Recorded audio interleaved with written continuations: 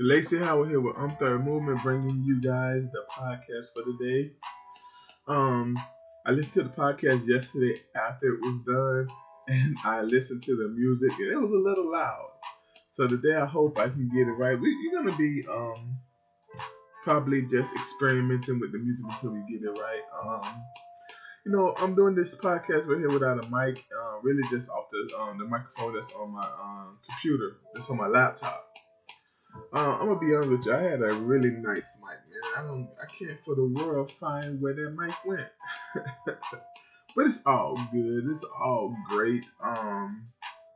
It's Tuesday the 12th, 2016 actually, and the weather in Florida where I'm at is it's cold outside and it's a very damp ground and a very like I don't see the sun. It's weird when you're in Florida when you see the sun every day, and then one day you wake up and there's no sun. You think the apocalypse is gonna happen. Like we're not used to this. But it's up there just a little. It's a lot of clouds. A cloudy day today, and it's supposed to rain around 3 o'clock. Actually around 1. I was looking at this new app that I have. It's a pretty cool app, and it's my weather app. It's called Yellow Window, and it allows you to scroll your finger over, and as your finger scroll over, the time is going by, and you can see from minute by minute to hour by hour, the weather. So you can scroll like I scrolled last night from 8 o'clock all the way to around 1, and it started raining, and the rain lasted all the way to 10 o'clock at night. So it's supposed to rain from 1 to 10 in Florida where I'm at, down on the down in Southwest Florida, the sunny Southwest Florida, but it ain't sunny South today. Well, it's still South, but it's not sunny. So today's show is going to be a pretty good show. We're going to be talking about technology. I have an affinity for technology. As I've got older, I've loved it more and more. I've grown to like it a lot more. And so I'm excited about it. I'm very excited about all the things that we're going to be doing with this technology, with technology in the future. And I think it's ways that we can really use technology to help the church. I think we talked about this already. But then today I want to discuss maybe the technology that we might don't want to use, right? And then I got a couple stories of ex-feminists apologize to the Christian community for kissing a woman on the cross in front of the church. That's going to be very interesting. That's a very good story. Then from that story, we're going to go on to Obama appealing the Planned Parenthood, and I want to talk about a little bit about that. I want to read a little bit of that story, that article, and talk about that. And then the topic, like I said, is going to be about technology and current events. So today should be a very good show. Today I'm not going to lie to you. I stayed up for a little bit and watched it. Not a little bit. I was in and out of the national championship game last night. Alabama played Clemson. I've toned it down when it came down to football. I used to be a huge football fan. I used to watch so much football when I was younger. But then as I just started putting my mind on Christ and it started growing more and more in Christ, football is not something that I really too much do. Like this past Sunday, I didn't even turn the TV on. Well, I think the TV was turned on. The kids turned the TV on, and I think I watched a little bit of BT. It was one of the Tyler Perry movies on. But like football was the last thing on my mind. Whereas in the past, like I always loved football. But last night I got into a little bit of the national championship game. Then I went to put the kids to bed, and then I came back after they were asleep and everything, getting them. And then I finished watching the game, and it was a pretty good game. The ending was pretty good. Dabo Sweeney is the Clemson head coach. They were the team that lost, but he runs his program in a very Christian way. I mean, you even find pictures on the internet of them having baptisms at practice and stuff like that. So I was supporting him. You know, I'm always going to try to support the Christian community and everything. So it was good, but I ended up going to bed around like 12:15ish. And I'm not going to lie to you. I woke up this morning around 9:15, and I'm usually up at 8. I'm usually up at 6:45. And I usually get started at 8, working on the blogs, working on ministry stuff and everything. And I just didn't really get a chance to do that this morning. I just stepped in. But I knew that yesterday I had did a lot of work for today's show, so I really didn't have much to do today. So that was pretty good, and I got a chance to sleep in this morning, and hopefully it won't affect us at all. I woke up this morning with the internet a little low. I think the clouds and stuff are messing with it. But yeah, so we're gonna go ahead and get into a couple of stories. So there's a picture. I want to say this, and I'm gonna try to put it into the let me write this down. We'll be talking about this at the 6-minute mark. So I'm gonna try to put this picture up while we're talking so you can see it if you go and listen to the show. But there's a picture of it's 2 women with 2 little boys, and one of the little boys just like the mother, right? Just like the mother, and the other little boy with the in the other picture with a different mother was had a stance like a feminine stance, just like the mother. And it reads the caption reads exactly why they need fathers. Exactly why they need fathers.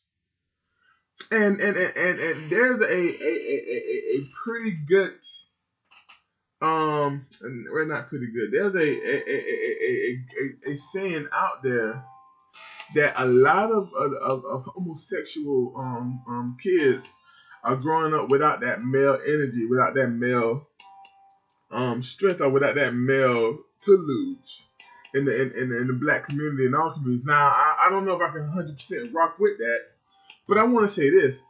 I don't think having a father in your life would hurt, right?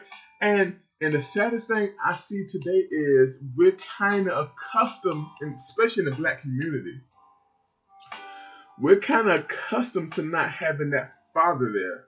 We're kind of accustomed to, okay, my mama did it. And you hear me talk on the show a lot about my mom because that's who was the most influential in my life, right? She had the most influence because she raised me herself. And I don't brag and boast on my mom, but I do make sure people know that she deserves all the credit. But I would love to have a father there, right? I experienced things in life as a single. I'm talking about from a single male. I mean, from a male who was raised with a single mother, right? Not a single parent, a single mother. I experienced things that it was harder with a father. Now I'm one of those that knows to say, okay, I had I don't want to make excuses for me not having a father, right? I'm not that dude. I had a harder road, but I said, like I said in yesterday's shows, sometimes struggle makes you better, and definitely the struggle of not having a father for me made me better, right? Because my mindset now is I don't want to even start a family without marriage because I don't want my kids to have me outside the home. Right? I grew up with that, and I don't ever want to put nobody through that. And a lot of my friends share that same sentiments. A lot of my friends share that same sentiments and still have kids outside their homes. Now, I think they really believe in it, but they really made mistakes, right? They not. I don't want to say it like it's a mistake, but that's what it is. It was a mistake, right? You got one night stands. These are things that you should not do. These are definitely mistakes. Now I got friends that say that share the same sentiment of I don't want to have a kid outside of home, and they married. They was married before they had kids. My situation is kind of unique because I really do believe that what you put out there is what you get. If you put out that hood vibe, you get that hood vibe, that hood vibe of people coming at you. I put out a very respectable person, and that's what come around me, very respectable people. So I have a lot of friends that are mostly black that has marriages, that have the kids in their home, and that are good fathers, and I salute them. I even got friends that married chicks. They didn't have kids themselves, and they married chicks with kids, and they became their kids' fathers, and I salute them even more. right? Because the thing that could get lost in this whole thing is, okay, you don't have to have kids to step up and say, I want to be a father to a kid that's fatherless. The Bible speaks for that. And the Bible says in James 1 and 8, true religion is looking after the widow and the fatherless. Right? And then keeping yourself spotted and holy. That's true religion. So the Bible, in the terms of religion, support the idea of you going and be a father to the fatherless. That is true religion. That is somebody who does that practicing religion. But there's a sentiment that if you do that in the black culture, if you do this in the black culture, you're trying to save a chick. Like you got that save a chick mentality. Like that's a bad thing. I've dated women with kids. I have nothing against a woman with kids, right? Because I know that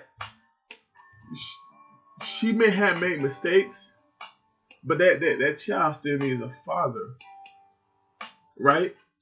But now I'm not sitting up here and saying that's ideal. I understand that it's not ideal. I understand that some people want to get together that have no kids and want to have kids, right? So let's talk about it. So I'm raising my niece and nephew right now for the time being, and I've been doing it for the last 3 years.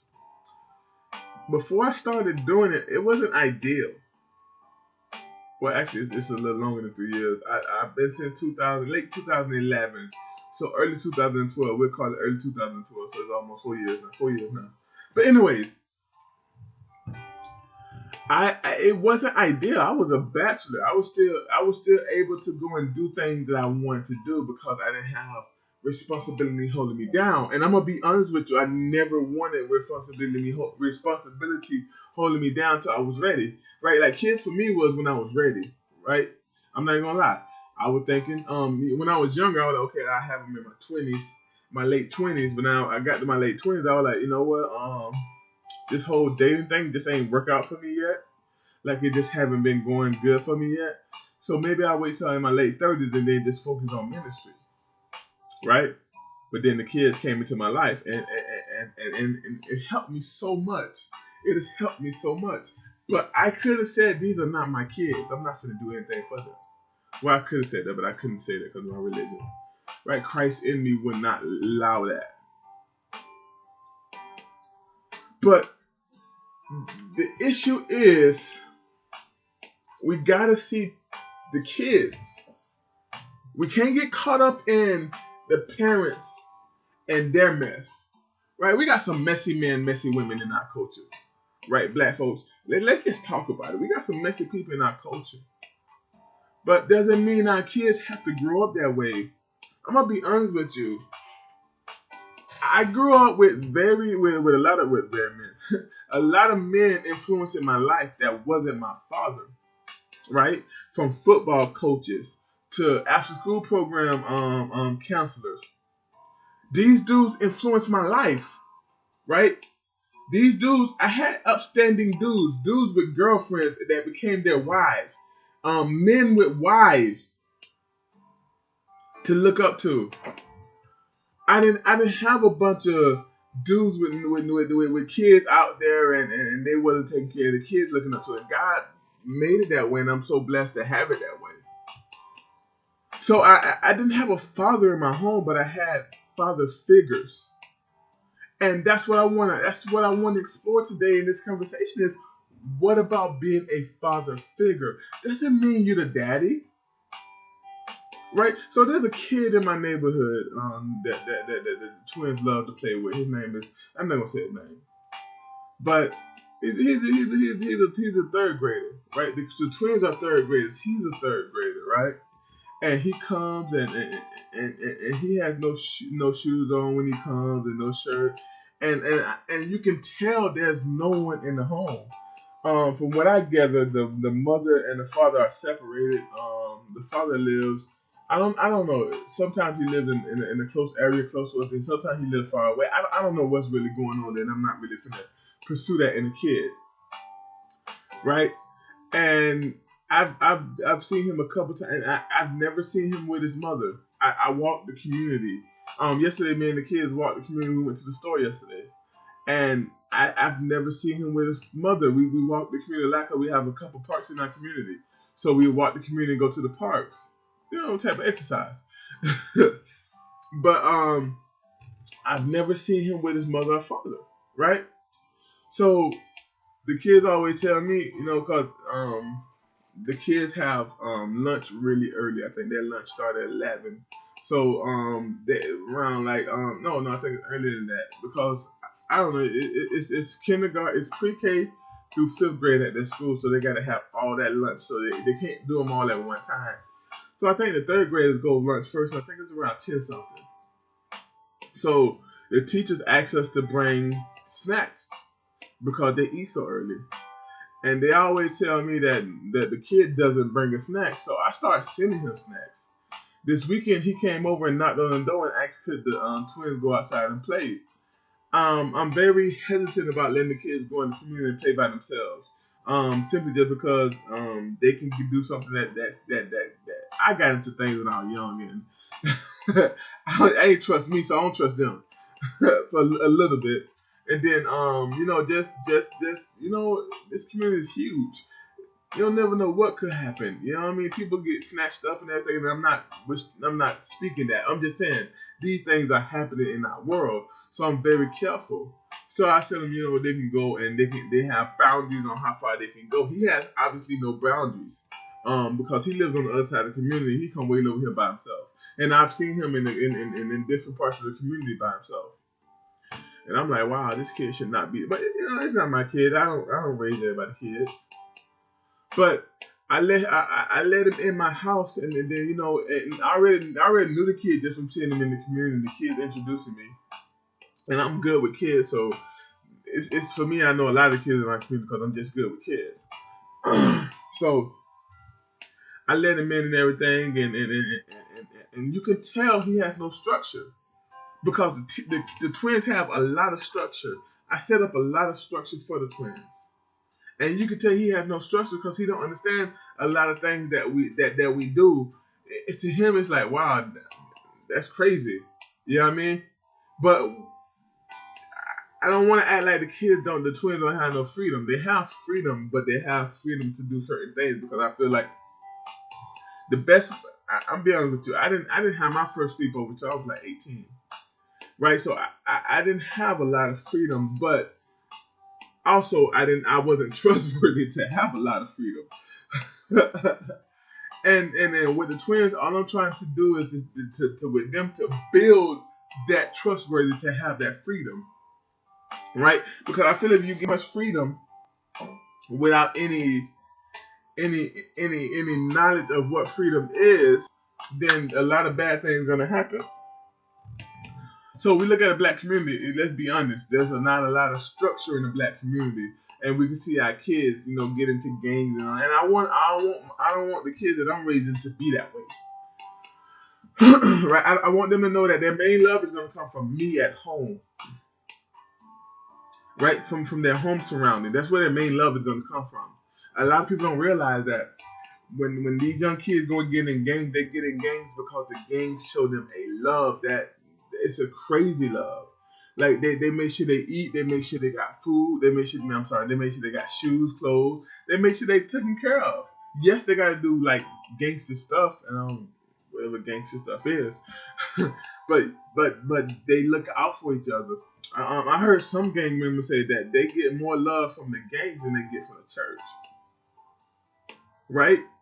And to be honest with you, no child should be getting more love from a gang or more love from a church than they are getting at home.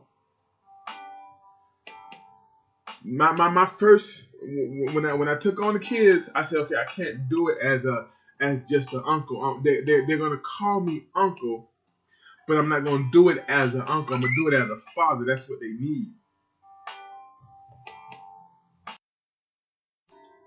I feel like me doing it as an uncle would be me cheating them, right?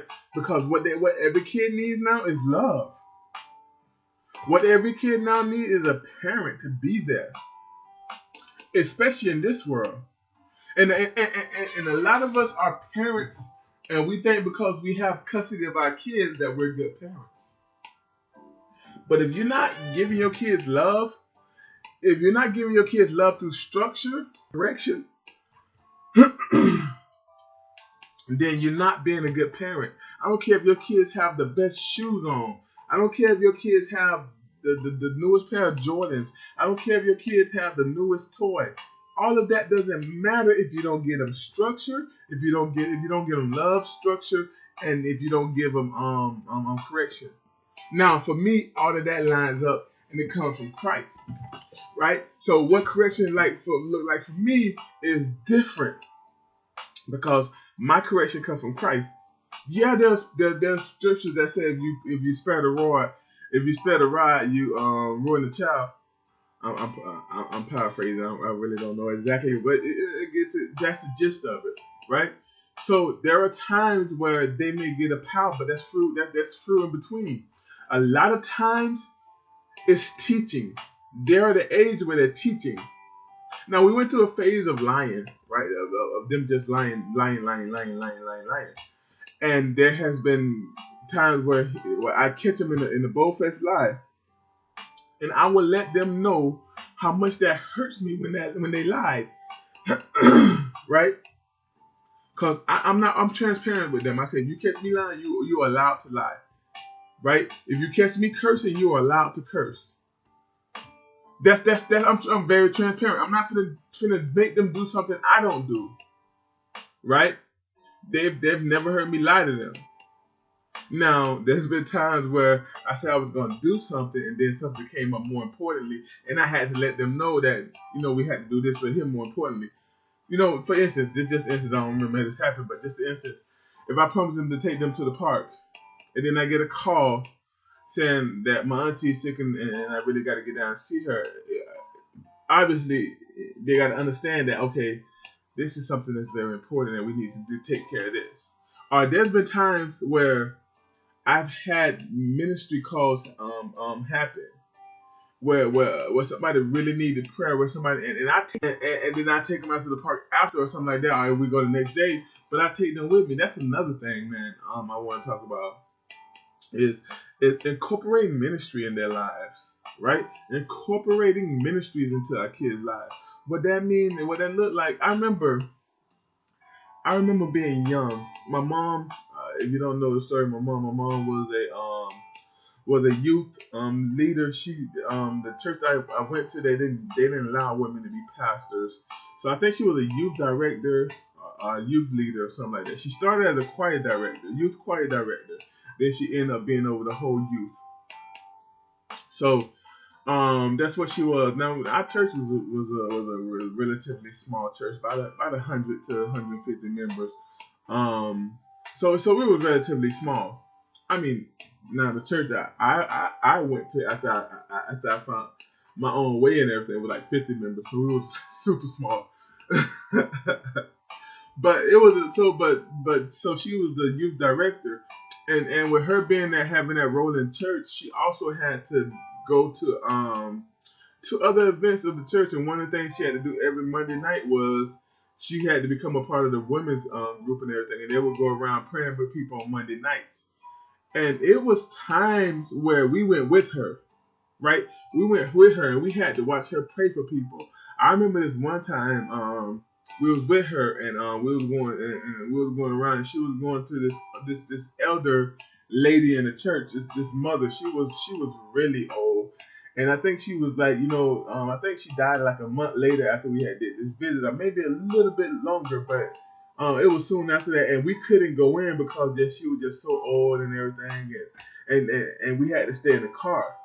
And I remember that to this day, my mom going to old people's houses and praying for them on a Monday night, right? We're talking about, I was raised up loving wrestling. Monday Night Raw was a big deal. But we was out praying. But that played a big, huge role in my life, right? Today, I don't think, I think I would. But what I'm saying is today, that I can reflect on that and I can use that a part of my life. So it's hugely important that we incorporate our faith in the kid in our kids' life. Not in the way that they have to do it. My mom always said this. You have to go to church because I go to church. You don't have to accept anything at the church, but you got to go to church because I go to church. Right? And when we was at church, we were going to be respectful. We didn't have to be shouting and praising and all that, but we had to be respectful. Christianity was never forced on me. Matter of fact, it was times where I was testing God and I was searching, and I ain't gonna lie to you, I was searching. I talked to the Jehovah's Witness. I tried to understand Muslims. Right, I was searching and searching and searching, and everything that I searched, only thing that made sense was Christ. Only thing that made sense was Christ. And my mom put Christ in my way, in my life, in a way that I could see Him. Right? I remember being young, man. I probably was 8, 9, 10 years old. Being outside playing. My mom called me in. And when we get in, I go to get something to drink, and it's just water in the refrigerator. There's nothing else, nothing in the freezer, just water. Actually, it was a water and a couple oranges because we had orange trees in our backyard, so we had some oranges in there. And that was it. We had nothing. Then my mom told me I started drinking water with my brother. So I went and got my brother, and my sister was already there. And my mom said, "This is the situation. We don't have nothing to eat." we didn't have nothing to eat. My mom said we're gonna borrow $5 from my auntie, and we're gonna pray to ask the God that he would allow my auntie to let her borrow $5. So we thought we were praying for the $5. So she went and got the $5 from my auntie, and then she went to take that to go get some food. Right? This was probably early '90s, right? So food was still cheap. Right, but it wasn't. But it was cheap, but it wasn't like you could probably get a thing of chicken for like $2. You know, so it was relatively cheap. And I remember we praying and everything, and then my mom come back, and she come back with a car full of groceries. She only had $5. She came back with a car full of groceries and a pack of cigarettes. Right. And what happened was the people at the store had marked the meat instead of $2, they had marked it 2 cents. Right? So she ended up going grocery shopping with $5. That's the thing that I seen that Christ came through. Right? Because that don't make any other sense for that mistake that happened. People ain't just making mistakes like that when it comes down to money, even in the early 90s. So these are things that I see, and it was a lot more things that I seen that really built my faith and said, okay, I can trust in this Jesus. And then when I went out and tried him for myself, and he still came through like he came through for my mom, I knew he was real. Right? That people like to tell you that you have no evidence of Christ. That's a lie. You have evidence of Christ. Christ will give you evidence of him being real. Then you gotta hold on to it. You gotta believe it and hold on to it. You can't be selective. What we have now is a lot of people being selective. Oh, well, there's an explanation to that because there has to be an explanation to it because science is taking more faith from people than anything else. When science starts taking faith from people, it's evil. And what we have today is an evil science because of the faith that is being taken. Because we can try to prove everything. Everything can have proof. Like there's a natural explanation for everything. Like the supernatural doesn't exist. I was raised knowing that the supernatural doesn't exist. I was raised knowing with the supernatural existing and God was that supernatural. I was raised knowing that God was supernatural and he brought himself natural and he died a natural death so I can have a supernatural life. I don't want to get too deep into that because I start preaching, man. We haven't even gotten to all the stories yet. I let the Holy Spirit take us where he wants us to go, man. I'm not one of those dudes. I'm not finna to try to take and try to like. I wrote some stuff down. I always get the show notes. I always get the show ready. But at the end of the day, the Holy Spirit is what takes us. If the Holy Spirit takes us where we want to, where He wants us to go. So this next story. I found this next story on on YouTube. Give me 1 second. Let me pull it up. All right, this next story says Taiwanese town builds church shaped like a shoe to attract female worshippers. Right? This is crazy. I want to read a little bit of the story. I may not have an opinion, but I want to read a little bit of it. Give me a second. Whoa. I may not be able to read the story. None of the information is pulled up. It just gave me the title and none of it is pulling up. So let me try another one. This is out of Daily Mail. The first one was out of yeah, okay, we got it's good. Okay, it says what happened to my music? Yo, this is live. Not live, but you know, I'm not gonna change it. I'm not gonna edit nothing out. You know, it is what it is, you know. Let's see what beat we wanna go to.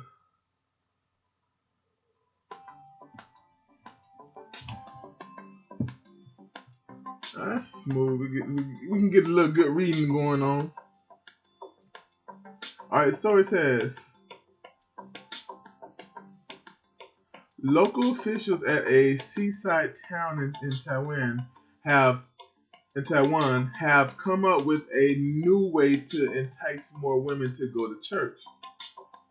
A Cinderella-like high-heel shaped house of God made almost entirely of glass was completed yesterday by the Southwest Coast National Scenic Area in Jaya country.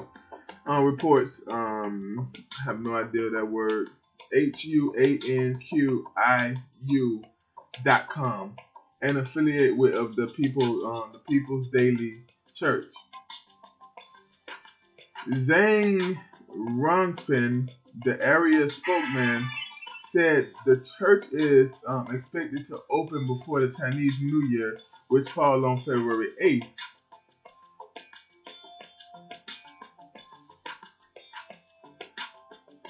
The Skinny Blue Church is staying at the Ocean View Park in Budia town on the coast of Taiwan, measuring 55 feet tall and 36 feet wide. The giant structure took over 2 months to build. Wow, 2 months, that's fast. A video released by Chinese shows the huge building, which is made of on an empty sandy area near the waterfront. According to the HUANQIU.com, the fashionable church is especially designed to appeal to female worshippers, with many attractive designs and features. Zing Rangfin, spokesman of the Southwest Coast National, said that there will be a total of 100 female-oriented features in the church, among which 71 has been finished. They include chairs for lovers, maple leaves, biscuits, and cake, all ideas of romantic photographs. Since construction of the stunning high-heel church began, many tourists have been flocking to the area to take pictures. Although the reports say this is a church created towards female worshippers, it is unclear what type of church it is. That was going to be the question I was going to ask. What type of church this is? What happened? That's it? That's the article? What type of church? I guess that ends it. But yo, so this story is weird. First of all, it's in China, so I doubted that it'll be a Christian church.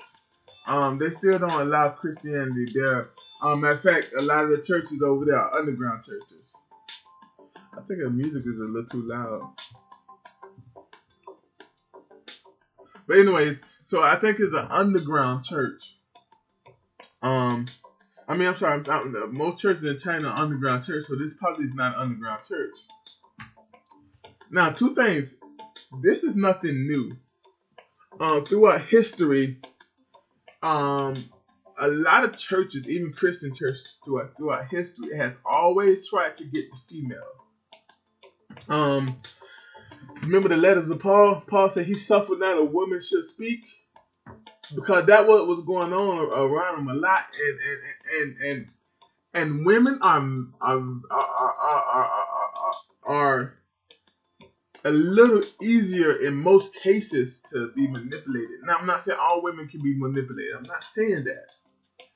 But women in most cases most women can be manipulated, especially by a pastor who's supposed to represent God. Matter of fact, men are manipulated by pastors and everything, right? So it's happening to men and women.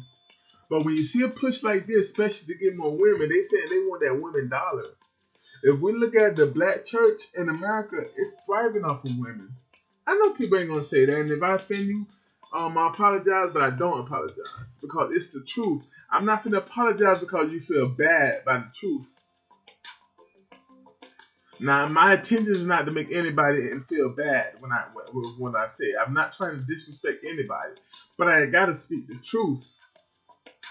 And the truth is that the American church is thriving off of its women members. Like, they believe the whole if you don't tithe, you steal it from God. Right? They believe all this. They believe all that. They trust that their pastor has their best interests involved. And think about it. In America, we struggle to get men in our churches. Why are they building this house? Because they want women to come to church. It's not because they really genuinely care about women finding Jesus. Because if you really are finding whatever deity they want them to find, because if you really want them to find your deity, you'll tell the truth about the deity. Right? And to be honest with you, if you tell the truth about your deity and they're still not coming, maybe they're not attracted to your deity no more, and you don't need to attract them. If Jesus don't attract you, then I can't do nothing. Right? I'm not fit to go around and build a big shoe for you to come to church. And talking about these lover seats and all that. What's going on in that church? When they're finna have sex or something in these churches? What's going on? It's crazy. And to be honest with you, we have to honestly say, okay, Jesus is going to be more attractive. Or if Jesus don't attract you, then there it is. Like, at the end of the day, there's nothing I can do but attract you by using Jesus. If you're attracted to whatever I'm bringing you to by myself, if you're attracted to DeLacy on what I'm bringing to you, then you in it for the wrong reason. And then I never seen nobody get to Christ. But if you in it because you seriously want to find this Jesus that I'm speaking of, then he's going to attract you. I'm just going to be the vessel of the tool. To be honest with you, we're dealing with the same thing in church. They bringing in these musical artists, right? They bring even if for men, but to get more men in church. If you see some of these women that are singing in the choir, are singing in the praise team, are singing in the little group or whatever they're called nowadays. If you see these women, they dressing just as sexy as the world. Look at the Mary group. They dressing just as sexy as Alicia Keys now. I ain't gonna say they dressing sexy as Beyonce. Cause Beyonce take it way overboard. But yeah, that's for some. Oh my goodness. Did I just make the Bay fans mad? Did I just make the Bay worshippers mad? The Beyonce worshippers? I'm talking about your deity. I'm sorry, but it's the truth. Most of her concerts, she got nothing on. But the Christian women groups and some of the men groups, you can't tell the difference between the secular and the Christian. Let's talk about it, man. You got Christian men groups, and listen to me. I listen to Christian rap, and I think it's really good. You got some really good stuff out there. Some of the other stuff that's out there that's Christian rap, you can tell the difference. You be like, homie, you taking it too far. This ain't supposed to be in the church. But they dress like Lil Wayne them. There's no difference. Now I'm not saying that because you're doing something Christian, you got to be put in a suit and you got to wear a suit and you have to be suited up. I'm not saying that. But what I'm saying is there should be a difference. If the Christian, if the world is sagging and the world sees sagging as a bad thing, you should be sagging, homie, because the world already see that as a bad thing. Or if Lil Wayne do this to sell more records, you shouldn't do that to sell more records. You, like our product, I used the wrong word. I apologize. Our thing that we offer the world is Jesus. How we attract the world to what we want is Jesus. I mean, what they need to know is Jesus. How we attract the world to Christianity is Jesus. And if they don't come, they don't come. If that means the money don't come, the money don't come. We have to get that in our mindset. I would do this show right here with no views. I would do this show right here with no views for the rest of my life if I'm giving Jesus. If I know that I'm giving Jesus. But if I gotta attract you with something else for you to listen to the show, I don't want to do it. And I would just do the show and then I'll be the one to listen to the show. I listen to the show every day. Like, I was on point today. God is good. Thank you, Father. Thank you for telling me that. Because it's not about me. It's not about anything else but Jesus. Right? So I've heard it. I've talked it. I've seen it. Oh, you need to do this to get more views. You need to do that to get more views. I ain't finna get more views. I'm not looking at the views. Obviously, I want this to go to a lot of people. But if Jesus is not enough, if Jesus is truly not enough to get more views, then I don't want more views. If true Jesus is not enough to get you saved, then you shouldn't be saved. If it's got to be Jesus, first of all, you will never be saved because you thinking that it's something else and Jesus, right? I'm kind of getting off task a little bit, so I'm trying to reel myself back in. But it has to be more than Jesus. I mean, I'm sorry, it has to be Jesus only and nothing more. It can't be nothing more than Jesus. It has to be Jesus Christ alone. And if it's not Christ alone, then we're wasting our time. We're really wasting our time. Now, it was another story that I wanted to do. The story read, is the black church keeping, is the black church, let me find the story before I just spout off anything. Give me a second. Enjoy my lovely music.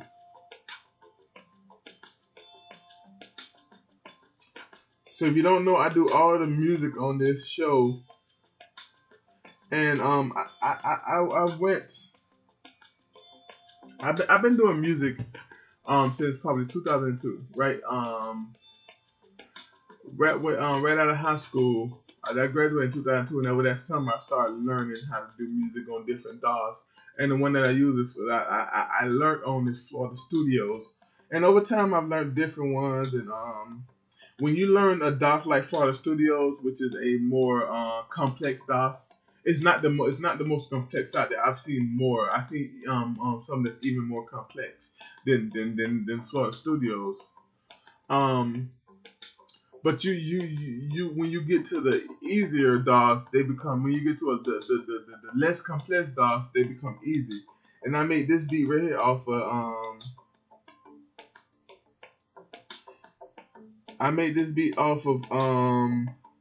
what DOS that was. I think it's GarageBand.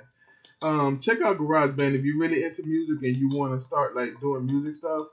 Check out GarageBand. It's a really good DOS for you to start learning. I'm starting my nephew and niece off learning off GarageBand, and they love it, man. Matter of fact, yesterday I played one of Zion's songs.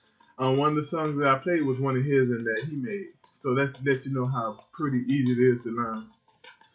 All right, so this church right here is out of urban intellectuals. Now I'm be honest with you, I've never went to this site, Urban Intellectuals. This right here was posted from that site onto my page by none other than D.L. Hughley. He has some interesting stuff that he posts. So it says, "Is the black church the new plantation?" Now understand this. I'm not gonna give a comment. Or at least I don't think I am. I'm gonna read this and let you guys you give whatever you say whatever. It's the black church, the new plantation. We have slipped the slurry chains of shackles of faith, slavery enhanced economic,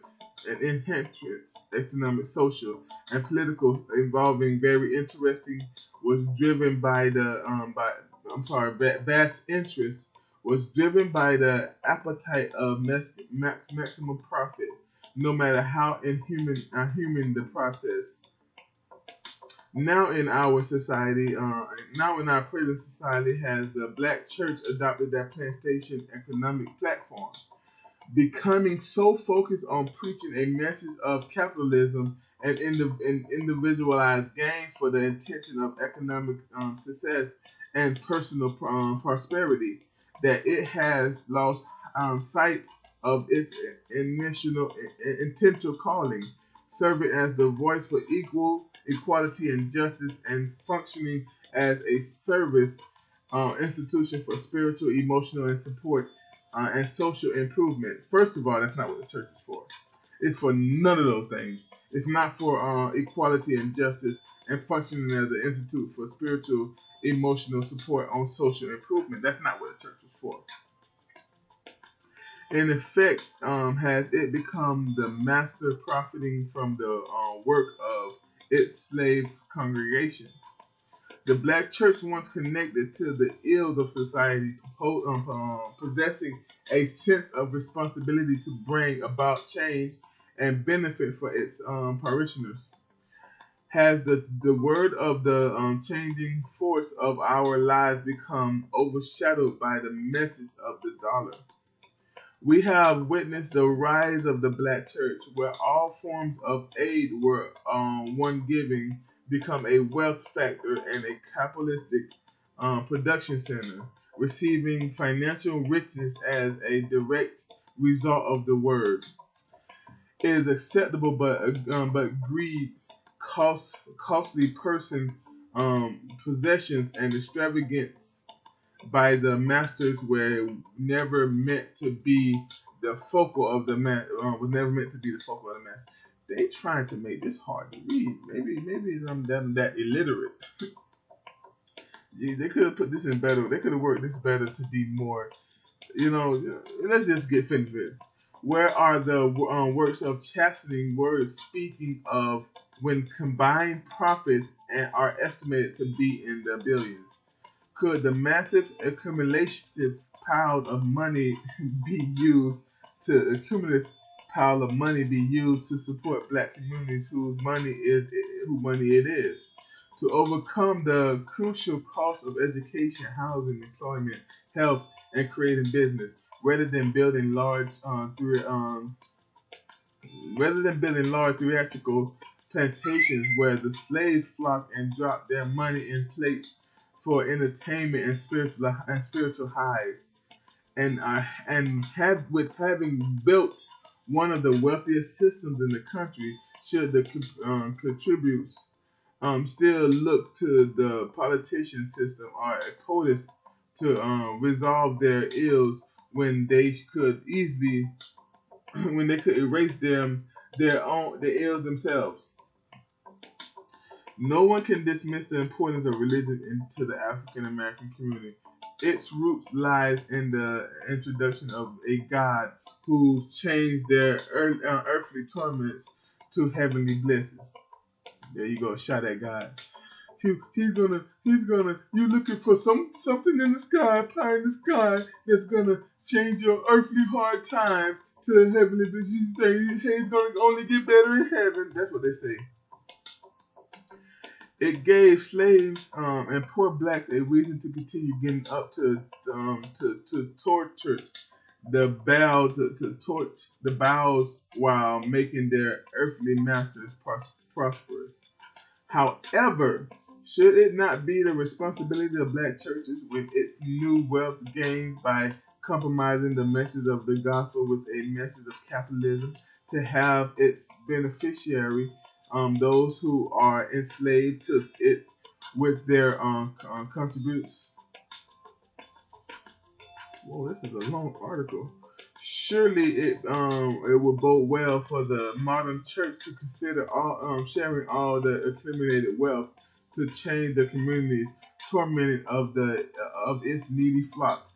It it is not time to open the doors of a big house, not only for the slaves contributes, but to join the slaves join the not only for the slave contributes, but to have the slave join the feast.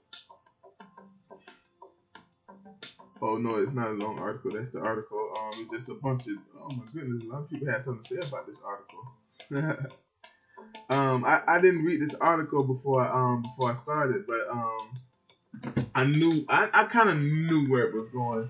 Like I knew they were going to be talking about the money gospel, which here at Third we strongly against. We're against any gospel that's going to promote something before Jesus. If it's not supporting if it's not supporting Jesus and Jesus alone, what I mean by that is there's no money you can give to be saved, or there's no money you can give to get closer to Jesus or get closer to God. There is no health you can have to get you closer to God. There is no works you can do to get you closer to God. It's Jesus and Jesus alone. And anything come against that, we strongly disagree with that at Third Movement. So if you really want to be a part of this ministry, then understand that we ain't looking for money. Now we know it's gonna take money to run the ministry, but that's not our focus, right? If it happened, it happened, right? Um, I truly believe with Third Movement, God is gonna take this ministry where He wants to go, financially, spiritually, physically, everything. God is gonna take where He wanted to go, and He's gonna just use me and other people. He may use you to come and be a part of it. And we're just going to be vessels. And we're not looking for glory. I'm not looking for glory. I do this right here like I've been doing and getting no views and no likes. And getting all the views and the comments and stuff that comes is all disrespect. Listen, go to some of my videos. I wish you guys can go to the board where I go and see all my comments, man. It's more disrespectful comments, is more attacking of me than anything, and I'm fine with that. I'm built up for this, right? So I'm not doing this because I'm going to get rich. I'm not doing this because I want to live a extravagant life off of this. I'm doing this because I really do believe that God is going to use this one day. I really do believe that, you know what, if I were to die today, I got almost 400 videos of me talking about Jesus. And somebody may come upon these videos and I may be in the grave, but somebody can look at these videos and find Jesus. So that's why I do this right here, to be honest with you. If no one like this right now, I'm cool. Now, obviously, as I want somebody to like, I want to have as many views as possible. But that's not what fuels me. And it's Christ alone. But for the church for so many years, it has been that. It has not been Christ alone. Right? Now, this article tells some truth, but it's also some mockery of God, our Christian system. And the reason why I want to talk about this is because I want to not give my opinion on this. Right, I don't want to give like how I feel about this, because to be honest with you, you should know how I feel about this if you follow this ministry. You know how I feel about the church and the money and all that. But what I want to do is, because in this article, it's a backhanded shot at Christianity, right? And to be honest with you, because Christianity has put out there that all you gotta do is say it with your mouth and believe in your heart, and just went over and skipped over when Jesus said, "You shall know them by their fruits." We believe that just because you say you're a Christian now, and just because you preach, you're a Christian now. And that's not so. We just totally forget about Jesus said there'll be wolves in sheep clothing. What that means is there are going to be people with the heart of a wolf, and the wolf heart is to only take care of themselves and get what they want, their desire, and that's food, right? So the wolf's only thing is to get food. That's their only thing. They don't do nothing else. There's nothing else about the wolf but to get food. How can I set up my meal for the day? And then once they get their meal today, they already plan for their meal tomorrow. Like that's all a wolf is. And if we look at some of the hierarchy in the church, it's that wolf mentality. How am I gonna get what I want for today? How am I get what I want for tomorrow, for the next day, for the next day? If you give a wolf its food 2 times a day, that wolf have no purpose in life if its food was given to him. And it becomes a dog, domesticated. That's what a wolf is. But if a wolf doesn't know how his food is gonna get there, he's gonna go out and be by himself. Be by himself. He gonna get a pack so we need to get eat. Let's pack up. There's a big old bear over there. Let's pack up and get this bear. Cause it only thinks about food. What happened is a lot of our pastors became wolves, only thinking about how they're gonna eat, how their family gonna eat, how they're gonna have their desires met. Right? That's what our pastors became. Not all of them, but some. That is what it means, wolves in sheep clothing. Because a sheep is something that provides, right? That's what it give you. We make clothing off sheep. We can eat sheep. Sheep provides. You can't eat a wolf. You can't do nothing with a wolf. If you get a wolf, there's nothing you can do with a wolf. But a sheep provides. So these pastors, they come looking like providers. This is the rule, Holy Spirit. Thank you. This is the word. The sheep come looking like providers. I mean, the wolves come looking like providers, right? But at the end of the day, they make it about themselves. And that's what happened in the black church. People came into the black church and made it be by themselves.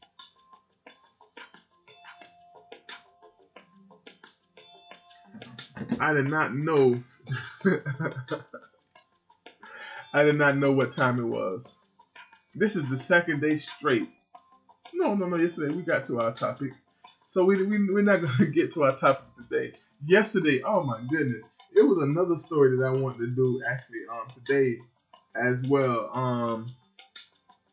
I want to do the whole the ex-feminist apology. I'm not gonna be able to get into that. I want also to talk about Planned Parenthood.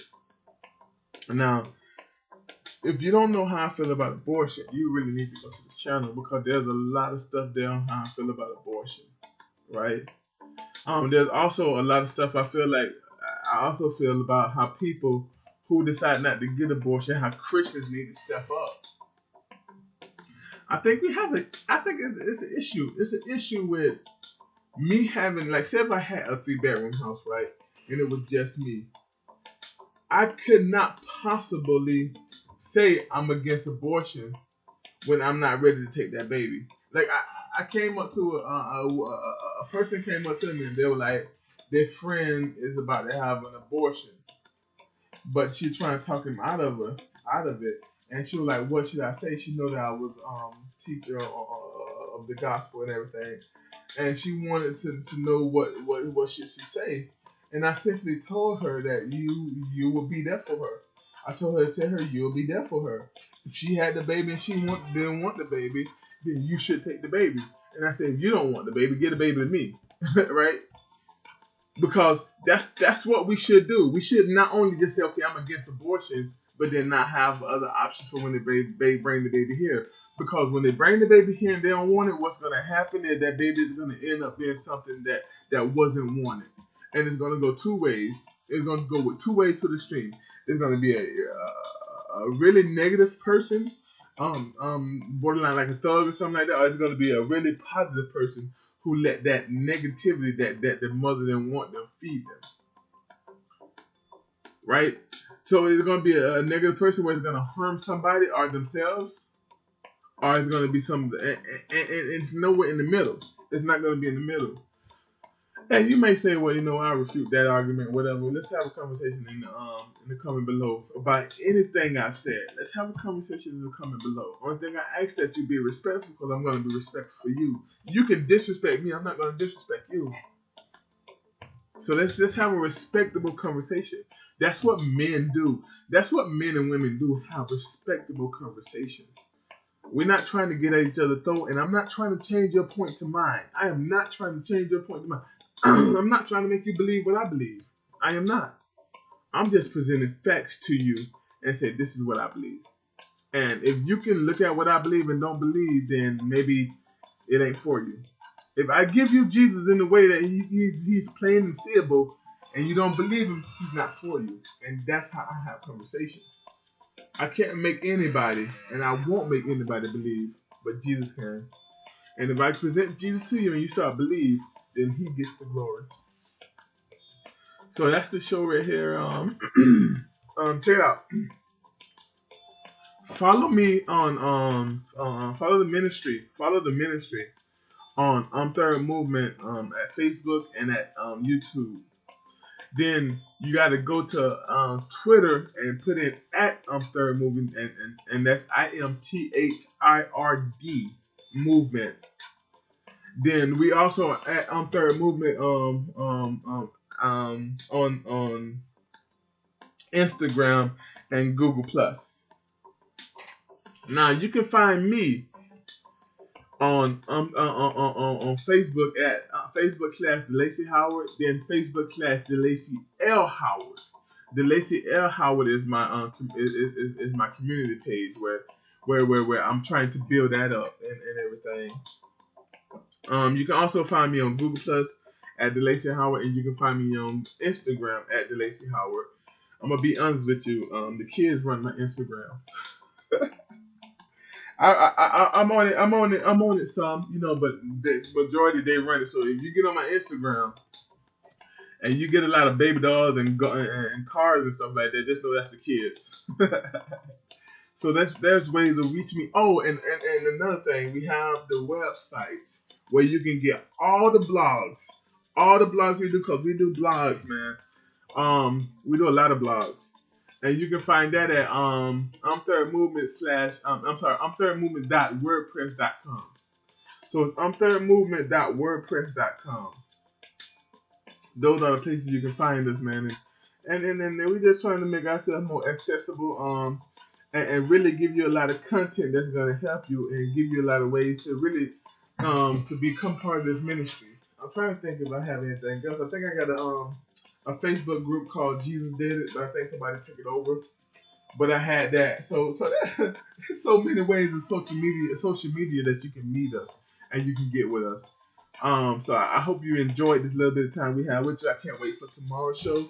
I don't know if I'm ever going to get to this ex-topless feminist apologize to Christian community for kissing a woman. So what happened in that was, let's talk about it real quick. So what happened there was a feminist at the time. They was in Brazil, and it was two topless feminists, and they put a cross on the ground in front of this church in Brazil, and they start kissing each other on it. And then so one of the ladies that did that, it's the story of her, how she came from the whole feminist mindset to back to Christianity, or trying to get back in Christianity. And it's a story of redemption, and I want to share that, and I thought that was good. And a lot of it is about abortion, and because she was a feminist who wanted women's right to abort babies, and to now being now she's a pro-lifer.